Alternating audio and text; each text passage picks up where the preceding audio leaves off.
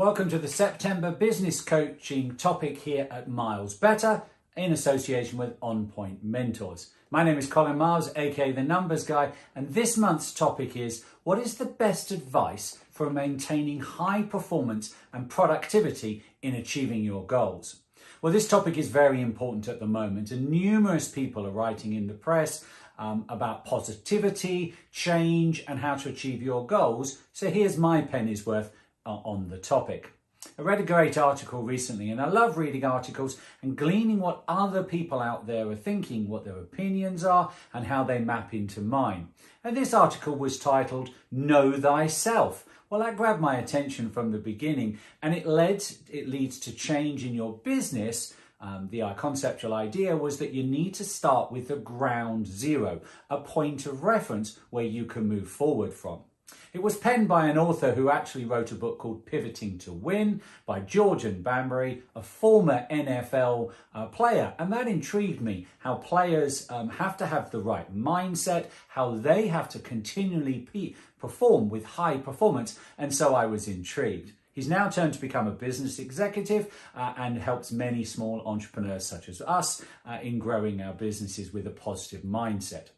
But I think the article sums up what everyone is talking about right now. Change is a constant in life and business. And if you were like many business owners, when the global pandemic began, you were suddenly forced to pivot your operations and change both your short and long-term plans. When faced with a big change, instead of panicking, step back, re-examine where you are as a leader and a business, decide what you and your company wants, and then steer change decisively and with authority. And in a nutshell, he identified this as finding your ground zero.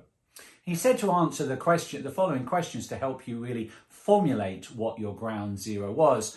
They are: what were my professional and personal values? What were my goals for my company? And how can I be a better leader or entrepreneur? And who do I need to add or remove from my team, from my support structure to reach these goals? After you understand your ground zero or base level, you're able to start to plan for growth by taking the following steps. Discover new purposeful. Business exists for one purpose: to provide solutions for their customers and create social and environmental good. Here at Miles Better, we believe our mission is to help you, people who want to scale, grow and profit faster. This was a new pivot that we decided upon during the last 12 months as we realized that we were more than just be a numbers guy, that we were able to support businesses as they grow. As a leader, you have to... you are here for a purpose as well, to build a strong company and do good. We're all about doing good for everyone. People find their path sooner than others, but it's never too late. Discover your purpose and apply it to your work. And that's perhaps where working with a mentor, such as myself or one of my colleagues at On Point Mentors, might be the perfect solution for you. So do check out my website, which is www.milesbetterbusinessmentoring.com for more details. The second point we can talk about is sacrifice for growth. He used an example that whilst he was in college, hoping to join the NFL, which was his goal, he knew he had to eliminate distractions. That's why during the summer before his senior year, he trained with a high-level college football team instead of enjoying the 2 months off before he started. It paid off. So the example here is that you need to invest. If you're still being distracted by social media, by the belief that you can have weekends off, that holidays are important, as an entrepreneur, they need to go out the window. You need to be focused. You need to have a vision. And we've talked about that in some of the other coaching tips. So please check those out on the portal. Think about things you might avoid in your business, in your life: disgruntled employees, the mood hoovers, as I like to refer to them, people who want to drag you down, who have fear of success, unhealthy relationships. You need to look at, is your partner, is your family supporting your end goal, and looking at whether your strategies are old and whether they need refreshing. What can you cut to create room for more growth? That leads us nicely onto another point, which is change the pivot. Once you've established what your base level is, what your ground zero, to use Jordan's phrase, and you connected with your purpose and your vision, again, check out some of the other videos, Make a list of the changes that are needed to move the needle, move yourself forward, not only in your work, but in your life as well, because as an entrepreneur, they are so closely linked. The way you think about yourself, how you define your values, and what you tell yourself about who you all will be will come together to create a strong and powerful vision, and will help you identify what type of leader you need to be. Once you have a clear understanding of your identity, your ground zero again, it becomes easier to articulate your values and your business goals, so the others that join you on the road to change know what's happening. And we touch on that in the course that I run, LetTheNumbersDecide.com, all about having a vision, a plan, a customer plan, a marketing plan, a business plan. And this article really gets, I think, to the fundamentals of achieving your goals and getting you to think about things. Another point he raises is find a leadership style that you admire, then learn from that leader who embraced it. Read the books that they've written or listen to an interview that they give and commit to becoming your own leader, but by being a sponge for other business entities, other business types. As mentioned, there are many approaches to maintaining high performance and productivity in achieving your goals. And another great insight came from the guys at TODesk. They identified that there were perhaps 7 tips, tricks on how to use some of the approaches to enhance your productivity. And number 1 was remember the vision always. We talked about that a few minutes ago. The vision is key. Use your communication skills was tip 2. Tip 3 was ensure a high level of energy physically and mentally, and we'll talk about that in a few moments. Promote effectiveness, encourage achievements when working within a team, set a great team environment because you cannot do it all on your own, even if you're working with support or contractors. Provide a culture open to innovation because the ideas out there are huge and you don't expect to have them all yourself. And finally, create an evaluation and self-evaluation interest. So let's look at each of those points in a little bit more detail. And number 1, as we said, was remember the vision always. From the moment you establish your project or your company, this needs to be your focus. It allows you to lead with purpose. It allows you to revert back to what your big idea and vision message was from day one, because it's easy to get bogged down in the day-to-day. When you're hiring your first employees, you need to transfer that vision to them. So it helps to have this vision board. It helps you to have a roadmap to success. And we talk a lot about that in my online course as we go through to ensure that you stay on track. Over time, however, we will forget what we're doing and why we're doing it. What's the purpose? Well, the same thing happens to our employees. It's a constant work effort for you as a leader and as a manager to see the bigger picture and understand how our work of today is making for tomorrow and tomorrow for other people better. A great quote from a gentleman by the name of Warren Bennis is, leadership is the capacity to translate vision into reality. To continue this theme, the employees then have the ability to know and to see for themselves the larger goals of the organization, project or company. They're inspired when they know the value of their work beyond just their salary and their day-to-day. 2 is use the communication skills. Yes, communicate the vision, the goal, the expectations in a more effective, meaningful and transparent way possible. Employees need to be motivated in order to do that. The leader has to be a skilled communicator for transferring that knowledge and motivation. This means you must be almost obliged to update your employees on the progress you have made and together sharing both the numbers and sharing the results. In other words, the wider the information is delivered, the better your employees will be. And the same if you're working with colleagues, you're working with family members, or just working with contractors. The more they understand your vision and mission and how well they're doing, the better the results will be. Be honest. Give your employees the clear picture on how their job contributes, how the contractor contributes. Give constant and immediate feedback on the positive and negative achievements. The communication should be bilateral as well. Give them an opportunity to express themselves and their opinions and ideas without receiving any criticism. Another great quote comes from The 1 Minute Manager by Ken Blanchard. Feedback is the breakfast of champions. And that goes both ways. 3 was high levels of energy, both physical and mental. A great work environment can provide satisfying results for your goals by making it a healthy, happy, and more productive location.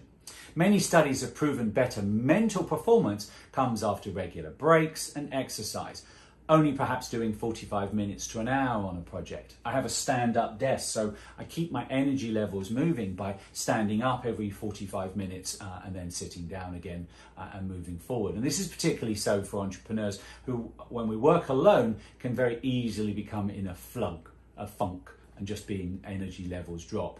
Who thinks that they have to slave away hours and hours on their business? Well, your mental health is important. And COVID, I think, has shown us even more to date this as the 2020-2021 timeframe. Recreation is good for the body and the soul, even at work. Hence, I try and stand up regularly and keep my energy levels high. This does not have to include expensive gym membership, but at least a coffee break or a moment of pause, perhaps at lunchtime, listening to music or listening to a book. So that's something I've started to do over the last 6 to 9 months, consciously taking a 30-minute lunch break and listening to an audiobook or a podcast, and you come back refreshed because your brain has had a chance to calm down, to change its point of direction. And one of the other topics we talked about in my blog after working with Laura Hampson from Hampson Coaching was about resilience and the mental wellness. We explore more about mindset and wellness in a series of videos that can be found on my YouTube channel. Please do check those out. The link's going to be coming across the bottom, but it's in essence, it's Miles Better Business Accounting Services on YouTube. And I'd love you to subscribe and click the bell for when I post new videos. This video will go up there as well. The link, as I say, can be found in the comments as well, and also by visiting our coaching tips page, which is milesbetterbusinessmentoring.com. Four was promote effectiveness, encourage achievements. This doesn't necessarily mean a pay rise, just simply a thank you for all your hard work goes a long way. Even simple things like sending birthday cards or gifts for celebrating life events can make a big difference. It shows that you care. It shows that you have some empathy, and people like that when you're involved with their lives to a point of understanding and valuing their contribution.